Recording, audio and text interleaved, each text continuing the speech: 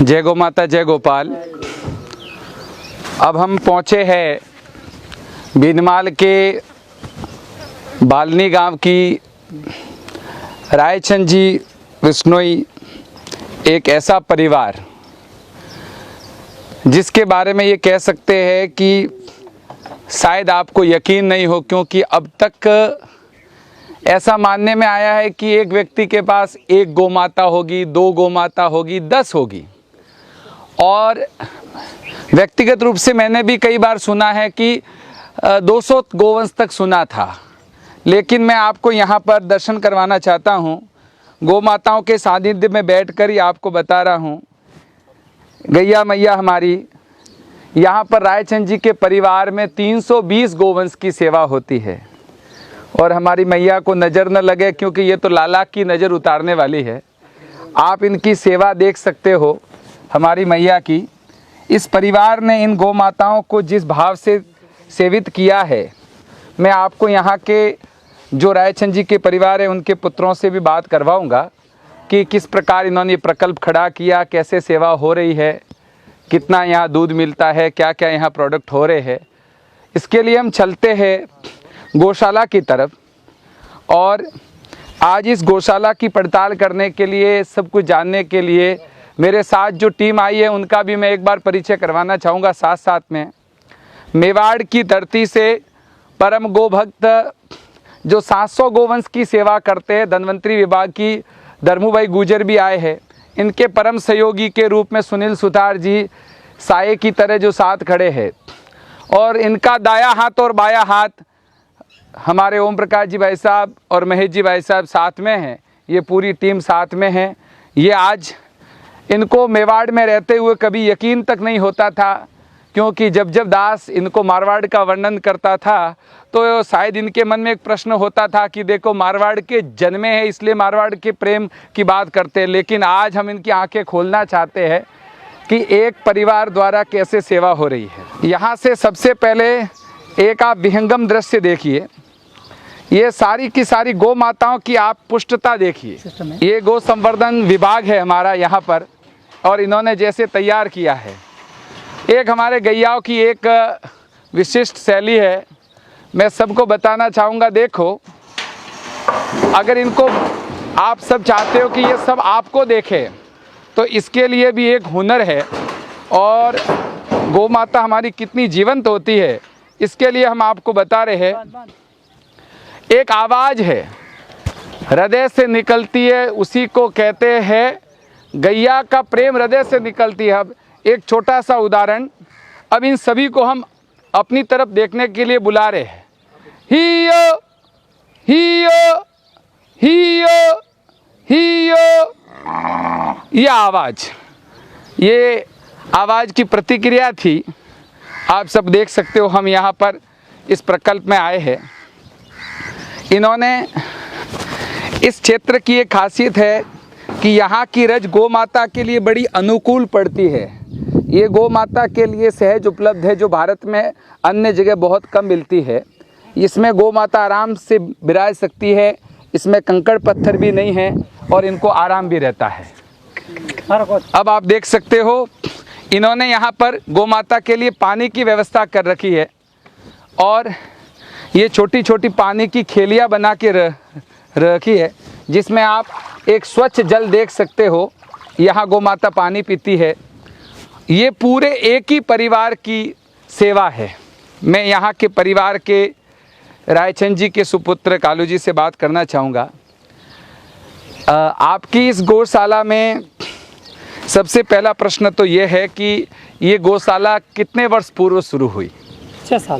6 साल हो गए। वर्तमान में कितना गोवंश है? 320 गोवंश है।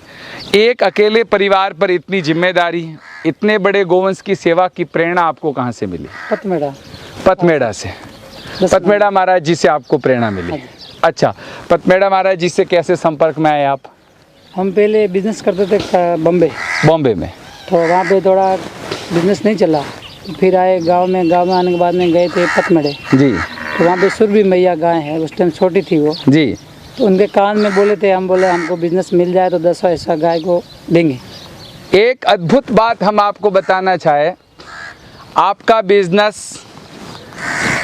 एकदम चौपट हो गया था, आप निराश होकर मुंबई से घर पे लौटे। हो सकता है ये जो वीडियो देख रहे हो उनको ये लग रहा हो कि ये कौन सा एक नया नाटक है, लेकिन हमारी बात केवल आस्तिक लोगों के लिए है, जो भगवान के विश्वासी है उनके लिए है, जिनको उस प्रकृति के नियामक पर, उस ईश्वर पर विश्वास नहीं है, उनकी वो जाने। लेकिन हम तो ये इनकी एक प्रत्यक्ष घटना कह रहे हैं कि इन्होंने कहा कि अगर गैया मैया के कान में जाकर कहा कि अगर हमारा बिजनेस सेट होता है तो हम अपने कुल लाभ का 10वां हिस्सा गौ माता के निमित्त निकालेंगे।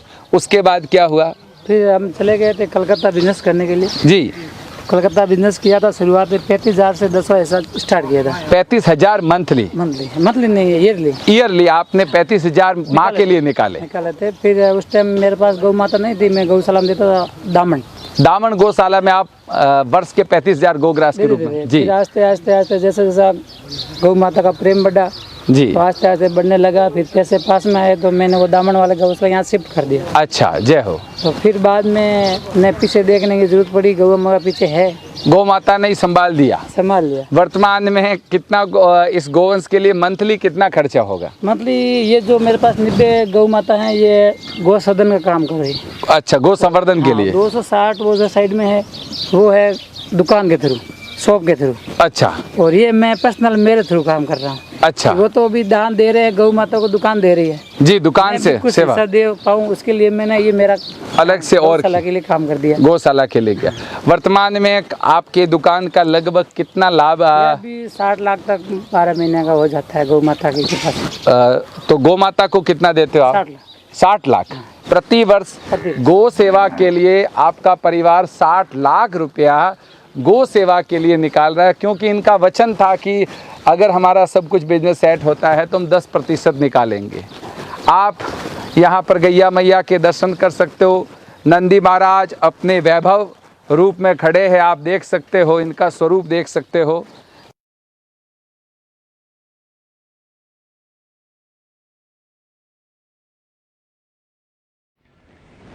अभी हम खड़े हैं गोवर्धन की जगह गोवर्धन पर्वत पर। गोवर्धन तो नहीं जा पाए कोरोना वायरस के कारण, लेकिन गोवर्धन पर्वत पर जरूर खड़े हैं। आप देख सकते हो कि जो परिवार 320 गौ माताओं की सेवा कर रहा है, आज इस परिवार के साथ कुछ समय बिताने को मिला।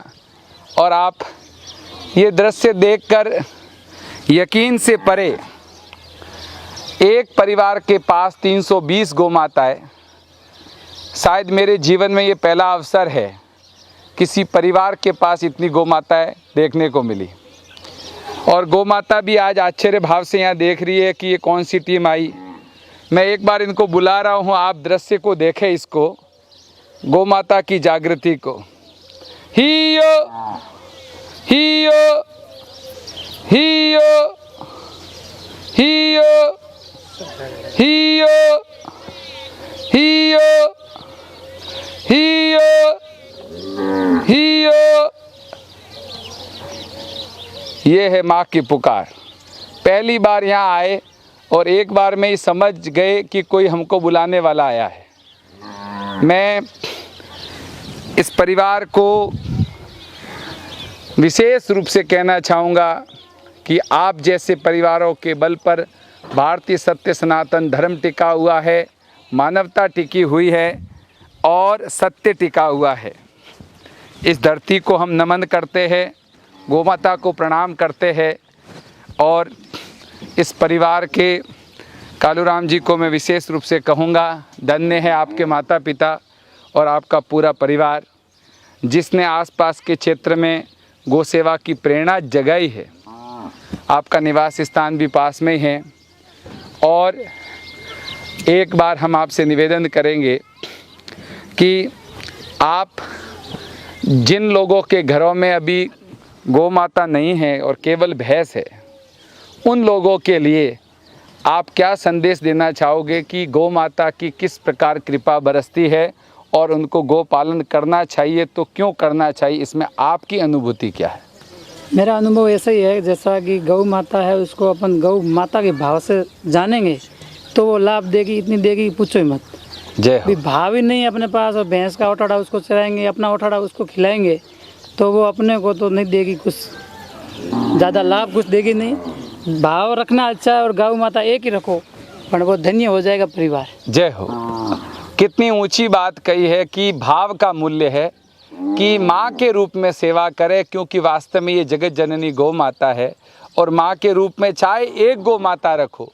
इन्होंने ये नहीं कहा कि सभी लोग इतनी गौ माता रखें, एक भी गौ माता रख कर माँ के रूप में सेवा करते हैं तो इतना देगी बदले में कि आप सोच भी नहीं सकते। आज आप सभी के बीच में आने का अवसर मिला। मैं समस्त भारतवासियों से निवेदन करूंगा कि आज सड़कों पर निराश्रित, उपेक्षित, असहाय गोवंश जो दर दर भटक रहा है, सड़कों पर माँ को जब कहीं बैठने को नहीं मिलता क्योंकि उसका कोई ठौर ठिकाना नहीं है, उसके सारे ठौर ठिकाने छीन लिए गए, तब वो सड़कों पर मच्छरों के काटने से बचने के लिए बैठी रहती है। उधर तेज गति से आते हुए वाहन उनको कुचल देते हैं, उनको कोई हॉस्पिटल ले जाने वाला नहीं है, और आज प्लास्टिक खा खा कर वो अपना जीवन का अंत कर रही है। उन गौ माताओं की पीड़ा को कोई समझना चाहता है और उनकी सेवा और उनके मूल्य को समझना चाहता है तो एक बार उनको मारवाड़ की यात्रा अवश्य करनी चाहिए। भारत में आज भी जहाँ पर गौ माता को माँ के रूप में सेवित है, पूजित है, मारवाड़ है। यही कारण है कि यहाँ पर आज भी भक्ति की गहराई है। समस्त भक्तों से निवेदन है कि आप अपने यथा सामर्थ्य, जो भी सामर्थ्य हो, आसपास में कोई गोवंश हो, जहाँ कहीं गौशाला हो तो आप वहाँ सहयोग करें, उनका मनोबल बढ़ाएं। साथ साथ में आप गव्यों को खरीदें। गव्यों की महिमा तो आप जानते ही हो। अगर आप सब लोग गैया मैया के दूध की मांग करोगे, घी की मांग करोगे, तो भारत में गैया पुनः पोषित होगी, पुनः उनको पालेंगे। यही निवेदन है। तेरा तुझको अर्पण एक भाव क्रांति, गैया मैया और गोविंद को समर्पित एक विशुद्ध भाव क्रांति है। उस चैनल की तरफ से सभी को प्रणाम। जय श्री कृष्णा, राधे राधे।